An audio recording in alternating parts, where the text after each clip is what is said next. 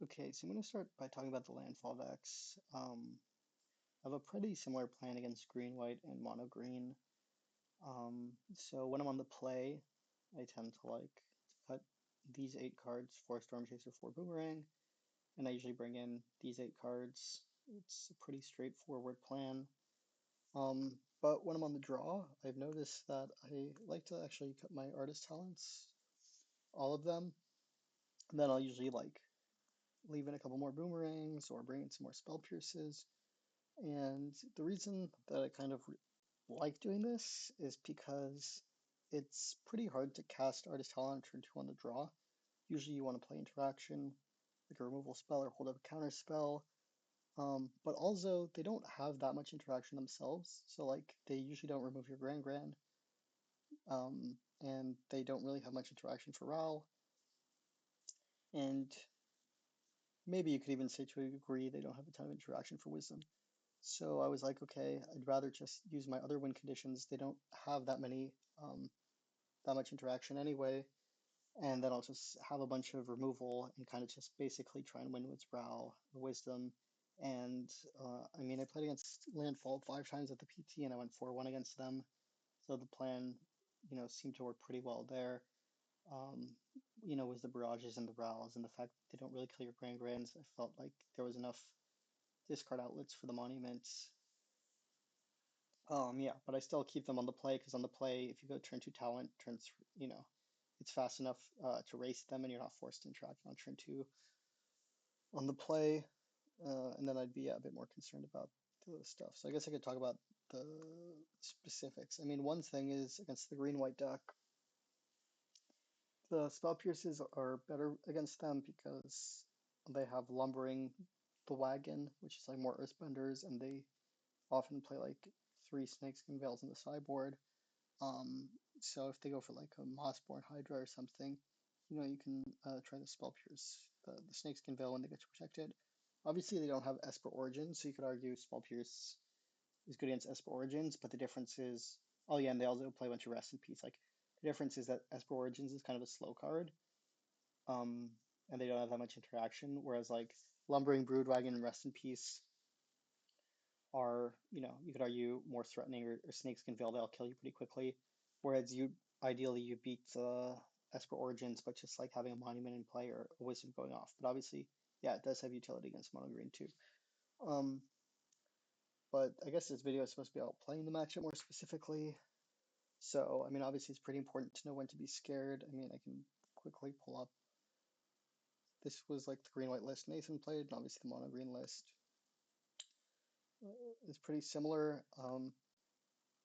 So let me think how to put about this. I mean, I guess I would say one thing is,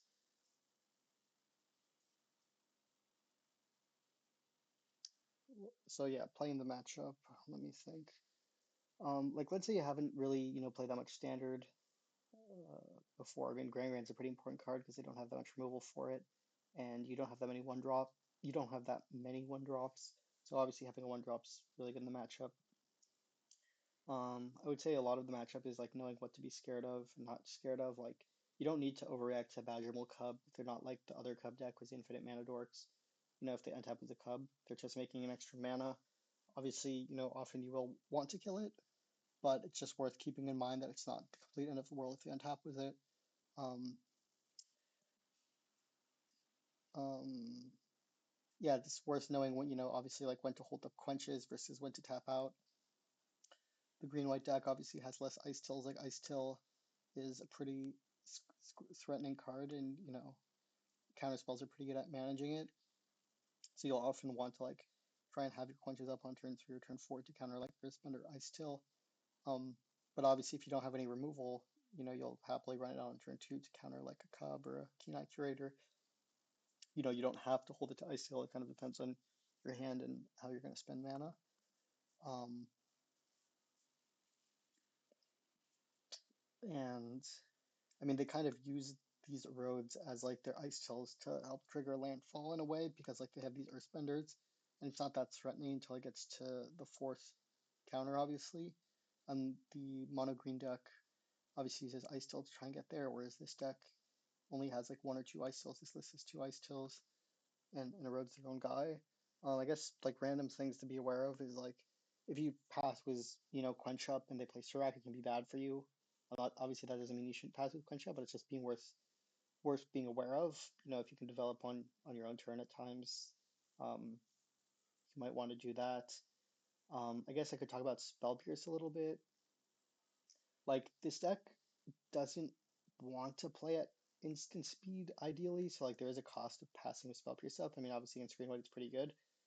Um, but I guess I would say it's just worth keeping in mind that like have it sounds pretty obvious when you say it out loud, but like when you side in Spell Pierce, it creates tension. Whereas like if you have like it doesn't play that well with Artist Talent a lot of the time because if you um, pass with Spell Pierce, it creates a situation where like you might not be able to spend the mana. Like it just makes you develop like this deck doesn't want to play at instant speed. I guess which sounds that might not sound true, but it is kind of true. Like if you have Artist Talent and Spell Pierce, it's like okay, you can play Artist Talent, but then you're tapped out, or you can hold Spell Pierce up, but then they might like not play a card that can get countered by Spell Pierce, and both situations can be kind of awkward. So that's why I'm not going completely, crazy on all the counters, and you're already setting a lot of interaction.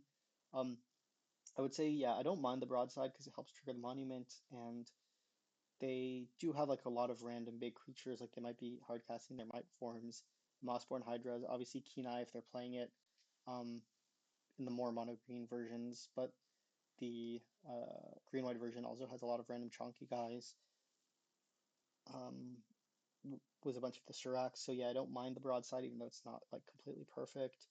And yeah, I don't mind having some boomerangs on the draw to help deal with the Kenais, or, if they're going for like Snakeskin Veil, big chocobos. Like at first I was, and if you watch the last video, I was saying I don't think this is a good answer to chocobo, but I've kind of changed my mind on that a little bit. If they played turn one chocobo, and then they play like 4 or 5 lands, bouncing it, this can be a pretty good answer.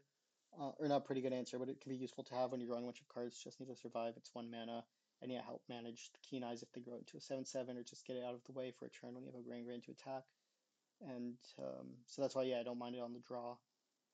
Um, yeah, I guess some people might want Slag Storm. I'd be a little bit wary because it's kind of there's a lot of situations you won't be able to cast it, and then those situations that's obviously bad. Like I guess I'm trying to say it's kind of a narrow card, so you have to imagine the payoff will be consistent enough. I mean, we can look at the green white deck to see exactly, how many creatures they have that get hit by it. So it's like okay, they have all these Suraks, they have the Mandorks, um, but like it doesn't really work that well against Earthbender Ascension or Brood Wagon.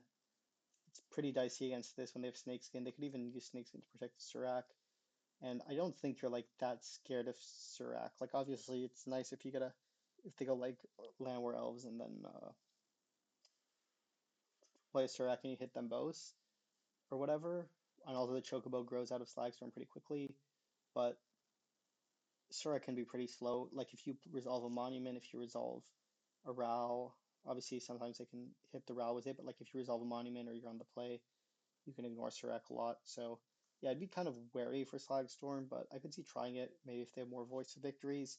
But just narrow cards can be kind of awkward because if you can't cast them, it's pretty bad for you. So it like needs to have high enough of a payoff. And I don't know if like the fact that you can kill their land or elves is high enough, but obviously there will be boards where they have a lot of creatures. I'm just wary of narrow cards when all the other cards in the deck are like pretty good. Um, yeah, I mean obviously using Quench is a pretty tricky thing in the matchup.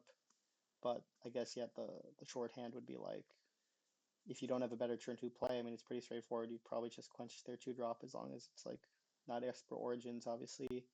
And then turn 3, turn 4, that's when you might feel more hard pressed to hold it up so that they can't resolve an Earthbender or an Ice Tail that turn. Um, um, yeah.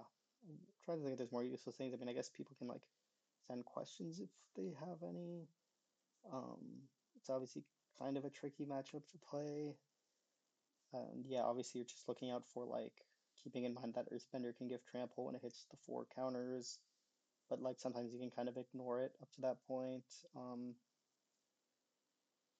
Yeah, I don't know if I have anything else that insightful to say. And obviously in all this, I guess I could talk about it in Null versus Pierce a bit against Mono Green because that does. It's not like obvious which one's better. I mean, because you know, they have more targets for Pierce, like Esper Origins, whatever. Whereas a Null might be a little bit more narrow in terms of what it can hit against Mono Green. But I found because there's 3 quenches, it's not uncommon they're going to try and play Earthbender with an extra mana up. And obviously in the late game, this will be better with Nursery, etc. I mean, against Saproling Nursery if they decide to leave that in. So I've leaned to liking Annul more, but obviously Pierce has its moments. And obviously against Mono Green, I mean, Green White, since they have even Diadrine, it can hit in addition. That's kind of nice. Yeah, so I guess if there's any questions, people can leave it.